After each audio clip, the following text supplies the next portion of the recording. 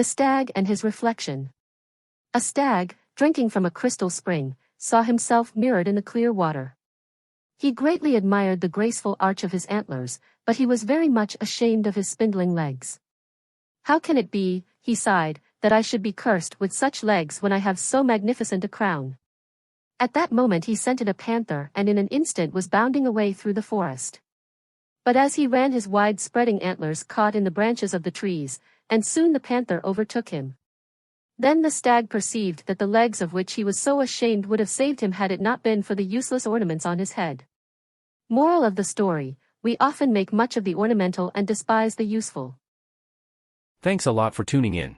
Don't forget to subscribe, hit that like button, drop a comment, and share with your buddies. Catch you in the next video.